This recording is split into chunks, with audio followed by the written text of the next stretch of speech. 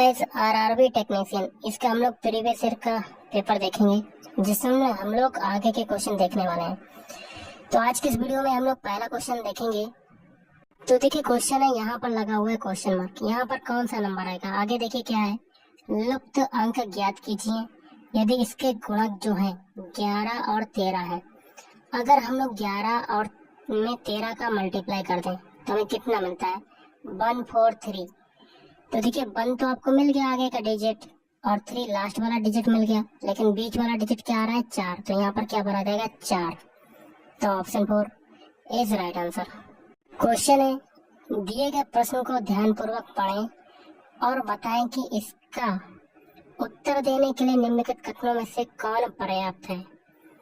देखिए क्वेश्चन है, प्राकृतिक संख्या x, y, z, u और b में कौन सी सम संख्या है? तो लिख लेते हैं x, y, z, u और v। अब कथन क्या है? पहला कथन है x, y, z, u और भी क्रमिक संख्याएं हैं।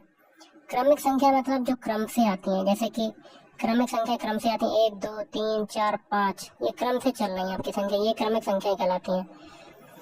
पहला कथन तो आपका हो गया पर्याप्त। दूसरा कथन क्या है? z जो है वो विषम संख्या है। z क्या है? विषम संख्या। तो लिख लेते हैं विषम संख्या। अब एक चीज देखिए, क्रमिक संख्या लिखते हैं 1, 2, 3। इसमें देखिए पहले सम संख्या आई, फिर विषम संख्या आई, फिर 4 आएगी सम संख्या, फिर विषम संख्या आएगी। मतलब क्रमिक संख्याओं में क्या होता है, पहले सम आएगी फिर विषम आएगी। अब देखिए विषम के बाद आगे क्या आएगी? सम, सम के बाद आएगी विषम, और विषम से पहले आगे क्या होगी? सम, और सम के पहले विषम। ओके, तो आपके दोनों कथन पर्याप्त हो जाएंगे। ओके, तो दोनों कथन आपके सही हो जाएंगे, क्योंकि दोनों कथन की वजह से ही हम संख्याएं बता पा रहे हैं कौन सी विषम है कौन सी सम है। तो आपका हो जाएगा ऑप्शन 1। कथन 1 और कथन 2 एक साथ दोनों पर्याप्त है। नेक्स्ट है, दांतों में सड़न शुरू हो जाती है जब मुंह का पीएच कितने से कम होता है? तो इस क्वेश्चन का राइट आंसर होगा ऑप्शन 2, 5.5 से कम होता है। अगला, उस समय का चयन करें जो घड़ी में 9:30 की सही दर्पण छवि को दर्शाएगा। तो दर्पण छवि को निकालने के लिए हम लोग 12 बजे से 9:30 को घटा देंगे। 12 बजे को क्या कहते हैं? 11:60। इसमें से घटा देंगे 9:30 को, आपकी दर्पण छवि आ जाएगी। तो 0, 6 में से 3 गया 3, और 11 में से 2 गया, तो आपका कितना आ जाएगा? 2.5। तो ऑप्शन 1 इज राइट आंसर। अगला है, दिए गए वक्तव्य पर विचार करें और तय करें कि दी गई मान्यताओं में कौन सी निहित है। आप गाइस वक्तव्य देख लेते हैं। वक्तव्य है, श्याम गीता को कहता है श्रीलंका तक पहुंचने का तरीका हवा और पानी के माध्यम से है। मान्यताएं क्या है? गीता श्रीलंका की यात्रा करना पसंद करती है। तो इस मान्यता का वक्तव्य से कोई भी रिलेशन नहीं बन रहा है। दूसरा है, श्याम को लोगों को सलाह देने का शौक है। इसका भी मतलब कोई नहीं बन रहा है, कोई भी सेंस नहीं बन रहा है। दोनों मान्यताएं आपकी गलत हो जाएंगी। मतलब ऑप्शन 2, 1 और 2 दोनों निहित नहीं है। अगला, अमेरिकन ब्रॉडकास्टिंग कॉरपोरेशन के टीवी कार्यक्रम क्वांटिको में कौन सी प्रसिद्ध भारतीय अभिनेत्री ने अभिनय किया? तो इसका क्या होगा? ऑप्शन 3, प्रियंका चोपड़ा। नेक्स्ट आपका देख लेते हैं।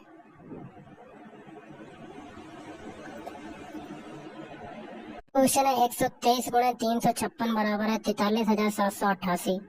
तो 1.23 लिख लेते हैं। 1.23 इंटू 0.356 का मान क्या होगा?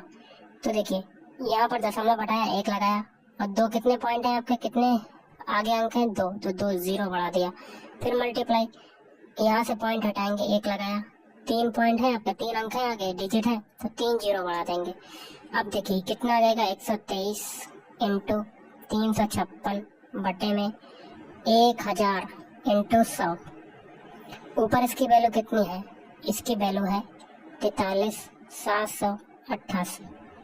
नीचे देखिए कितने 0 है? 3, 2, 5, तो 5 अंक बाद ऊपर 0 लगा देंगे। 1, 2, 3, 4, 5, तो 0.43788। कितना आंसर आएगा? 0.43788। ये आपका राइट आंसर हो जाएगा। और ये कौन से ऑप्शन में आ रहा है? आप देख सकते हैं तीसरे ऑप्शन में आएगा, तो आपका वही आंसर हो जाएगा। अगला है, नीचे दिए गए कथन को सत्य मानते हुए ज्ञात करें कि कथन के आधार पर कौन सा निष्कर्ष निश्चित रूप से निकाला जा सकता है।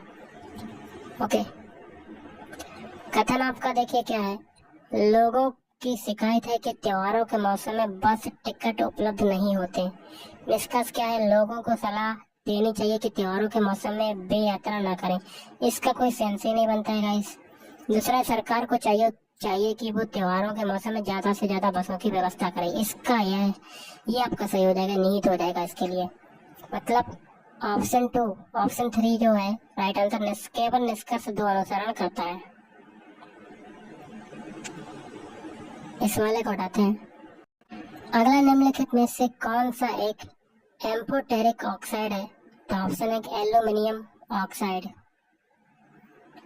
अगला है 3249 का वर्गमूल कितना होगा? तो देखिए 3249 वर्गमूल निकालना है, तो ये किसका हो जाएगा? इसके फैक्टर हो जाएंगे 57 गुणे 57, निकलेगा बाहर तो आपका आ जाएगा 57। तो ऑप्शन 3 इज राइट आंसर। अगला, एक प्रतिरोधक में से विद्युत धारा I प्रवाहित होती है। एक स्रोत प्रतिरोधक में B का विभवांतर बनाए रखता है। समय t में स्रोत द्वारा आपूर्ति की गई ऊर्जा की मात्रा कितनी होगी? तो ऑप्शन 3 BIT। अगला है, दी गई युक्ति पर विचार करें और तय करें कि दी गई पूर्व धारणाओं में से कौन सी निहित है। आप गाइस युक्ति को देख सकते हैं। युक्ति क्या है? सभी लड़कियों को उपन्यास पढ़ना पसंद होता है, और इसमें पूर्व धारणा पहली क्या है? केवल उपन्यास ही पठनीय होता, तो ये गलत बात है। दूसरा क्या है? किसी भी लड़की को कुछ और पढ़ना पसंद नहीं होता, ये भी गलत बात है, क्योंकि सभी लड़कियां जो अलग अलग चीजें पढ़ सकती हैं। तो ये दोनों गलत हो जाएंगे। तो आपका आंसर क्या बनेगा? Option 3 neither assumption 1 nor 2 is implicit. ना तो एक और ना ही 2 निहित है। अगला है, दी गई संबंधित जोड़ी के आधार पर अनुपस्थित शब्द जोड़ें। देखिए बाई की सेकंड फॉर्म क्या होती है? बॉट। तो इसमें से सट का क्या हो जाएगा? सट। इसकी सेकंड फॉर्म सट की क्या होती है? सट। तो ऑप्शन 4 इज राइट आंसर। अगला है, प्रारंभिक भारतीय दार्शनिक के अनुसार प्रत्येक वस्तु यहाँ क्या बनेंगे? मूल तत्वों से बनी है। तो ऑप्शन 4 5 तत्वों से। जब वस्तु को P और F के बीच रखा जाता है तब एक अवतल दर्पण द्वारा बनाई गई छवि की स्थिति का पता लगाएं। तो क्या होगा? ऑप्शन 3 बिहाइंड द मिरर, दर्पण के पीछे। नेक्स्ट आपका है, इसको हटाते हैं क्योंकि ये बड़ा क्वेश्चन था।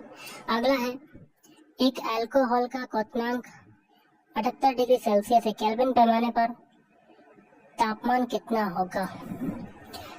तो देखिए गाइस कैसे करते हैं, 273 प्लस 78 को इसमें जोड़ देंगे तो आपका केल्विन में आ जाएगा। कितना आ जाएगा? 351 kelvin. Option 4 is right answer. Next है, व्हाट इज ए टिश्यू? ऊतक क्या है? ऊतक देखिए वे कोशिकाएं जो मूल रूप से दिखने में और कार्य करने में समान होती हैं, वो ऊतक कहलाती हैं। अगला है, कोड भाषा में इसको इससे लिखा जाता है, तो इसी कोड भाषा में कॉम्प्लेक्सिटी को कैसे लिखा जाएगा? जो तरीका ऊपर वाले में लगेगा वही तरीका कॉम्प्लेक्सिटी में लगाएंगे। तो ऊपर वाले अल्फाबेट लिख लेते हैं UNGIMMICKY।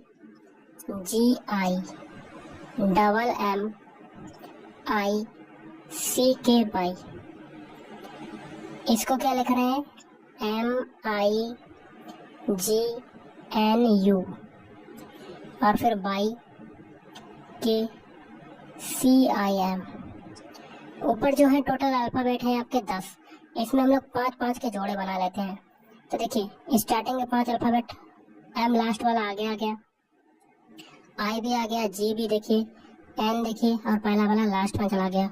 अब लास्ट के 5 अल्फाबेट देखिए, Y आगे आ गया, C आपका आगे आ गया, फिर K और C भी देखिए वही जगह रहा, I भी और M भी पीछे चला गया। मतलब पीछे से सारे अल्फाबेट पलट गए।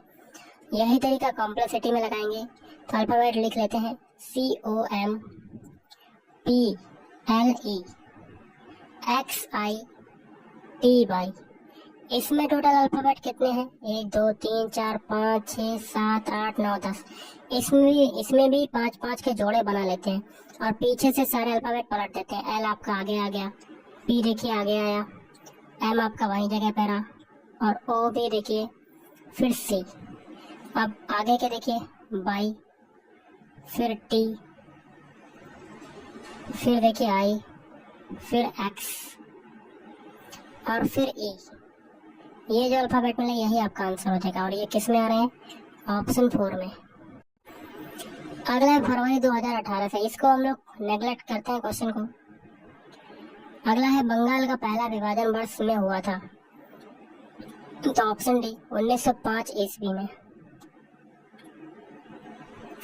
अगला देख लेते हैं, किस भारतीय लेखक ने थिंग्स टू लीव बिहाइंड पुस्तक में कुमाऊं की पहाड़ियों में जीवन का वर्णन किया है? तो ऑप्शन 3 नमिता गोखले। अगला है मॉस एम के साथ चलते हुए वस्तु की गतिज ऊर्जा का मूल्य क्या होगा अगर इसकी गति को b से बढ़ाकर 2b तक दोगुना किया जाए? ओके, गतिज ऊर्जा क्या हो जाएगी? k equal to k proportional b square. तो k equal to k proportional क्या होगा? b की जगह 2b रख देंगे तो 2b का होल स्क्वायर, मतलब k प्रोपोर्शनल 4b स्क्वायर हो जाएगा। ओके, ये आपका कितनी वैल्यू हो जाएगी? 4k के बराबर आएगा। ऑप्शन 2 आपका राइट आंसर हो जाएगा, 4ek। किसी संख्या के 28% का मान 35 है तो संख्या ज्ञात कीजिए। तो x मान लेते हैं संख्या, x का 28% मतलब 28/100 कितना है? 35। तो x की वैल्यू निकालनी है, काटते हैं गाइस। 7 चौक 28, 4 बार कटा, 7 पना 35, 5 बार कटा और 4 से ये काटते हैं, 4 दूनी 8, 4 पंजे 20, 25 का 5 में मल्टीप्लाई करेंगे कितना आ जाएगा? 125।